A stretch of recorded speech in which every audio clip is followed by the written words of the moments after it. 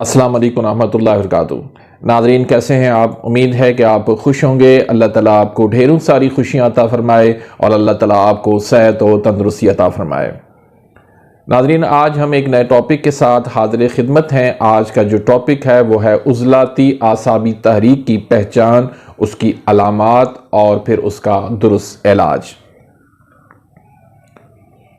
कुछ दिनों से मैंने एक आपके लिए सिलसिला शुरू किया है। जो नाज़रीन कानून मुफ़रद आज़ा को सीखना चाहते हैं तो उनके लिए मैंने मुख्तलिफ़ वीडियोस जो है वो अपलोड किए हैं।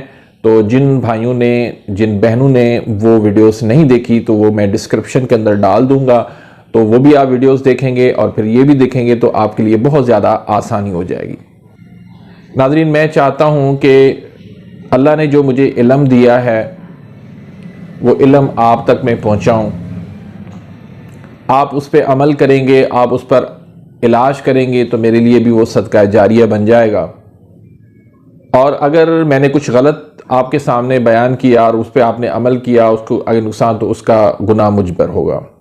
तो इसलिए मेरी कोशिश होती है कि वो बात आप तक पहुँचाऊँ जो हक हो, जो सच हो, जिसमें किसी किस्म का कोई शक व शुबा ना हो। नाज़रीन, दुनिया के अंदर जितने भी अमराज हैं, आप दुरुस्त तशखीस से उनका आसानी से इलाज कर सकते हैं। अगर आप एक अच्छे नफ्स शनास बन जाए ना, तो मैं कहता हूं कि दुनिया की हिकमत आपके हाथ में आ जाएगी। एक अच्छे तबीब जो है वो बन जाएंगे। और तशखीस के लिए सबसे पहली जो बात है वो नफ्स शनास होना वो ज़रूरी है। हमने बहुत सारे मरीज़ों का इलाज किया है तो कारूरा बज़ौक़ात जो है वो गलत हो जाता है। उसकी मुख्तलिफ वजूहात होती हैं। बाज़ मरीज़ों की ज़बान भी जो है वो उसके मिजाज के मुख्तलिफ पाई गई है। लेकिन जो नफ्स पे जो महारत रखता है वो इंशाअल्लाह कभी भी ख़ता नहीं खाएगा। तो इसलिए नफ्स शनास बने। मैं इंशाअल्लाह, अल्लाह ने जो मुझे इल्म दिया है मैं आप तक वो इल्म इंशाअल्लाह पहुँचाऊँगा। तो नाज़रीन, हम बात करते हैं उज़लाती आसाबी तहरीक पर। उज़लाती आसाबी तहरीक ये सौदावी तहरीक है। सौदा किसे कहते हैं? कुछ लोग इसको खुश्की को सौदा कहते हैं, लेकिन ये गलत है। खुश्की अलग चीज है, सौदा अलग चीज है। सौदा दरअसल अस्वद से निकला है। अरबी लफ्ज है अस्वद, जिसकी माना है स्याही। तो सौदा जो है वो स्याही का एक मादा है। हाँ, इसमें हवा का अंसर शामिल होता है, लेकिन इसको हम खुश्की नहीं कह सकते। ये स्याही इसको कहते हैं, सौदावी इसको कहते हैं। तो इसकी जो अलामात होती हैं उनमें सर दर्द होता है सौदावी, यानी कि पूरे सर में दर्द होता है। जब भी कोई एसिड वाली चीज़ें आप खाएंगे तो उससे सर दर्द हो जाता है। इसको सर दर्द सौदावी कहते हैं। फिर रीह का जो दर्द होता है वो भी इसी मिजाज में हो सकता है। फिर ज़ोफ़े दिमाग, बेख्वाबी भी इसी तारीख में हो जाती है। ये ना समझें कि सिर्फ इसी तारीख में बेख्वाबी होती है, नहीं, गद्दी तारीख में भी होती है, आसाबी तारीख में भी बेख्वाबी हो जाती है। बवासीर बादी जो है वो इसी तारीख में होती है। दांत पीले हो जाते हैं, गंदे हो जाते हैं, वो इसी तारीख में होते हैं। दांतों का खट्टा हो जाना वो भी इसी तारीख में होता है। फिर दांतों को पीसना नींद के अंदर, वो भी इसी तारीख में ज्यादातर होता है। दिल की धड़कन का तेज हो जाना वो भी इसी तारीख में होता है। उज़लाती गुद्दी में भी होता है और इसी तारीख में भी होता है। फिर औरतों के पस्तान छोटे हो जाना, औरतों के चेहरे पर बाल हो जाना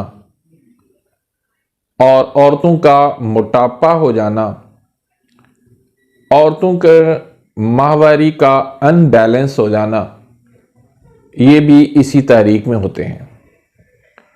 काला यरकान हो जाना, शदीद कब्ज का हो जाना और राइट साइड की पथरी हो जाना एसिड वाली, खसियों का सुकड़ना, अज़ो तनासल का छोटा रह जाना, नफ्स का टेढ़ा हो जाना, रहम और शर्मगाह की खारिशें होना, रहम का सुकड़ना।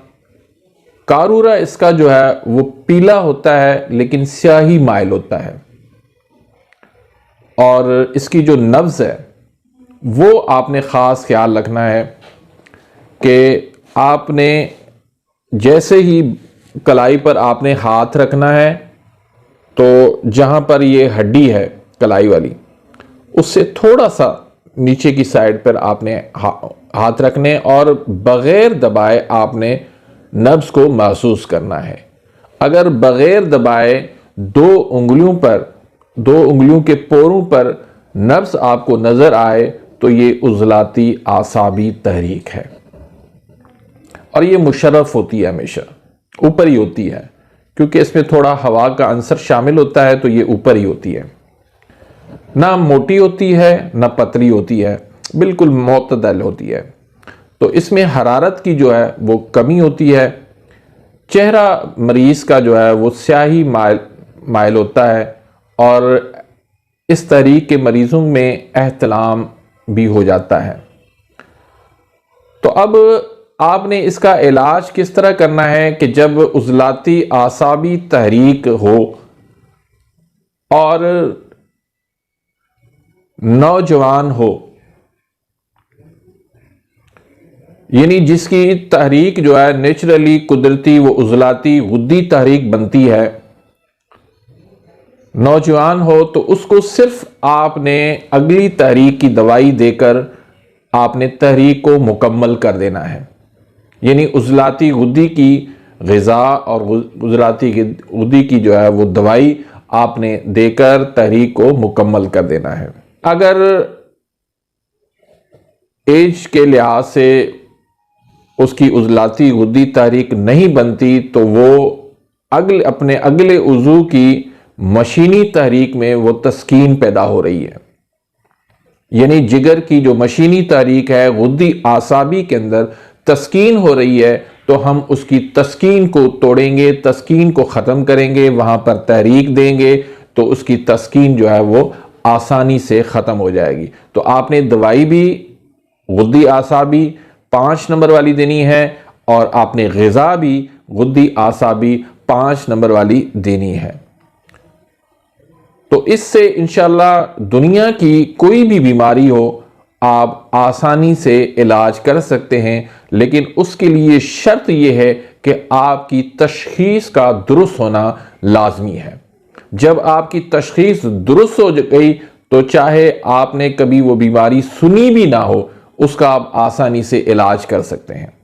तो नाज़रीन, अगर आप मेरे इस चैनल पर नए आए हैं या अभी तक आपने मेरे इस चैनल को सब्सक्राइब नहीं किया तो प्लीज़ सब्सक्राइब कर दीजिए, बेल आइकन यानी घंटी के निशान को प्रेस कर दीजिए, ताकि मेरी हर आने वाली लेटेस्ट वीडियो जो है आप उसका नोटिफिकेशन आप तक पहुंच जाए और आप मेरी वीडियो से मुस्तफ़ीद होते रहें।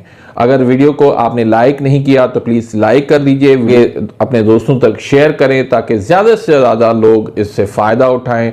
अल्लाह पाक से दुआ है कि अल्लाह ताला हमारा ये काम अपनी बारगाह के अंदर कबूल फरमाए, लोग जो है ना इससे ज़्यादा इससे फ़ायदा उठाएं। अपनी दुआओं में याद रखिएगा। मिलते हैं इंशाल्लाह नेक्स्ट वीडियो में, तब तक इजाज़त, अल्लाह हाफ़िज़।